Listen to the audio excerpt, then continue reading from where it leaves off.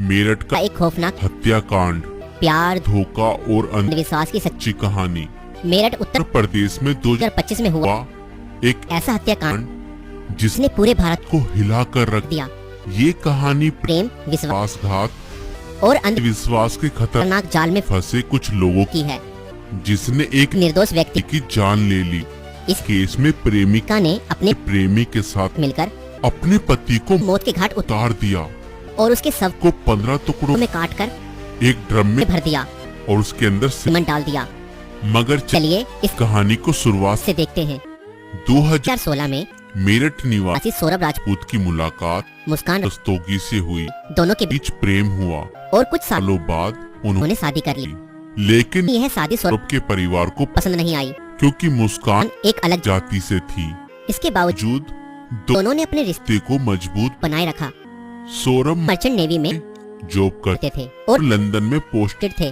शादी के कुछ समय बाद सौरभ लंदन चले गए, जबकि मुस्कान अपनी बेटी के साथ मेरठ में रहने लगी। इस दौरान उनकी जिंदगी में एक तीसरा व्यक्ति साहिल शुक्ला आया, जो मुस्कान को पहले से ही जानता था। सौरभ के लंदन में रहने के कारण मुस्कान की नजदीकियां साहिल से बढ़ने लगी। साहिल जो पहले से ही मुस्कान को पसंद करता था, अब खुलकर उसके साथ वक्त बिताने लगा। मुस्कान ने उसे यह यकीन दिला दिया कि वह अपने पति के साथ खुश नहीं है और वह साहिल से सच्चा प्यार करती है। साहिल शुक्ला अंधविश्वासी प्रवृत्ति का था और आत्माओं तंत्र मंत्र जैसी चीजों में विश्वास करता था।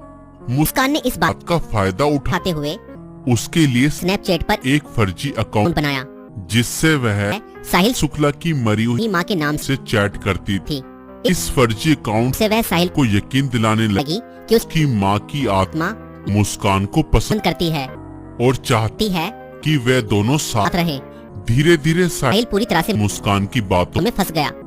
मुस्कान ने उसे यह विश्वास दिलाया कि अगर वह उसके पति सौरभ को रास्ते से हटा दे तो वो दोनों एक साथ रह सकते हैं।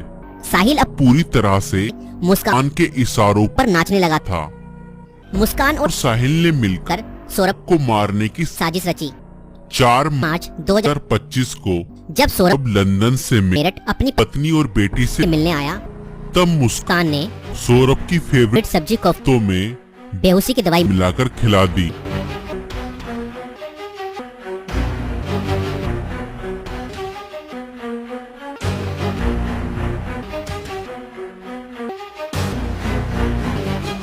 और जब सौरभ बेहोशी की हालत में बिस्तर पर पड़ा था, तब मुस्कान ने अपने दोस्त साहिल को बुला लिया और रसोई में जाकर वो बड़ा और धारदार चाकू ले आई, जो मुस्कान और साहिल ने पहले से ही प्लानिंग करके खरीदे हुए थे। और करीब 20 मिनट तक साहिल ने मुस्कान को बताया कि कैसे उसे अपने पति का वध करना है।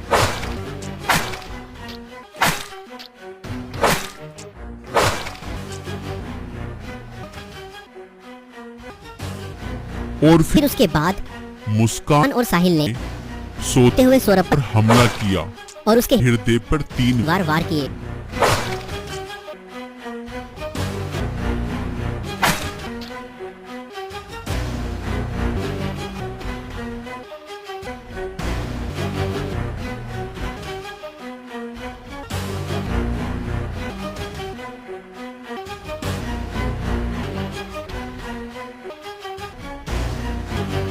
और घर में पड़े कूलर को भी ऑन कर दिया ताकि उसकी आवाज किसी को भी न सुनाई दे। जब उन्होंने सौरभ को खत्म कर दिया, उसके बाद वह उसकी बॉडी को बाथरूम में ले गए।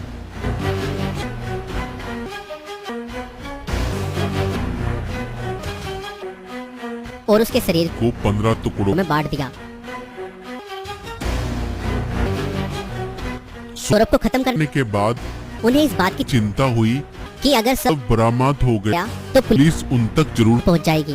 इसलिए उन्होंने सबको ठिकाने लगाने की योजना बनाई और मुस्कान बाजार जाकर एक प्लास्टिक का ड्रम खरीद लाई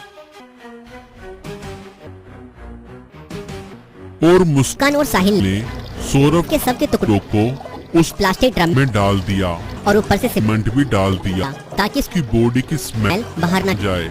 और उसके बाद उन्होंने उस ड्रम को घर के कोने में रख दिया। इसके बाद मुस्कान और साहिल ने सौरभ के मोबाइल फोन से उसके सोशल मीडिया अकाउंट को एक्टिव रखा। उन्होंने सौरभ के अकाउंट अकाउंट से हिमाचल प्रदेश की शिमला की तस्वीरें और स्टोरीज पोस्ट की ताकि लोगों को लगे कि वह घूमने गया क्या है।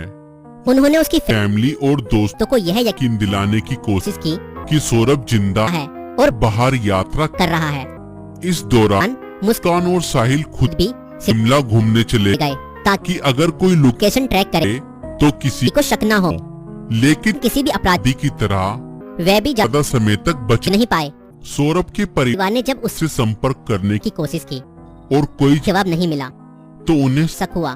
परिवार ने मेरठ पुलिस में गुमशुदा की रिपोर्ट दर्ज कराई।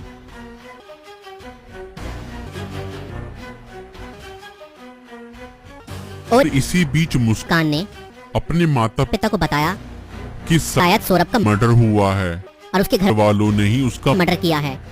मगर मुस्कान के पिता ने कहा नहीं बेटा, किसी के भी घर वाले कितना ही नाराज हो जाएं तो भी ऐसा कदम अपने बेटे के लिए नहीं उठा सकते। बेटा मुझे सच बताओ सौरभ कहाँ है, मुझे सच्चाई बताओ, मैं किसी से कुछ नहीं कहूँगा।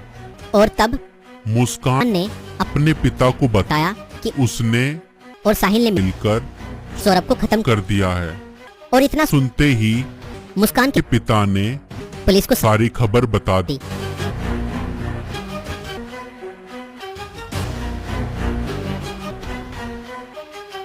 और पुलिस ने तुरंत मुस्कान और साहिल को गिरफ्तार किया और उस प्लास्टिक ड्रम को भी बरामद किया जिसमें सौरभ के शव के टुकड़े थे।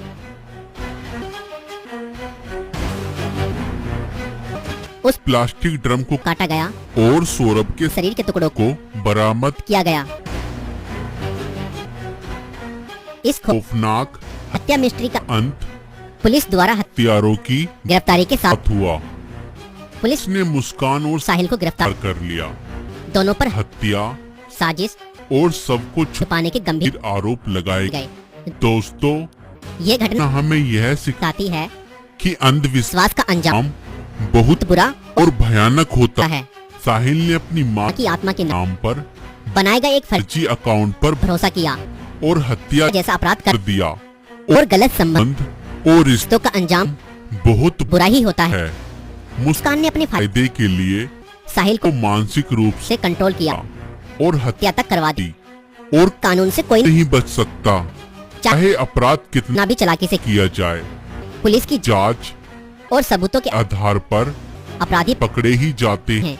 इसलिए रिश्ते सोच समझकर बनाएं और जीवन साथी चुनने से पहले सामने वाला मानसिक रूप से कैसा व्यक्ति है यह जानने की कोशिश करें।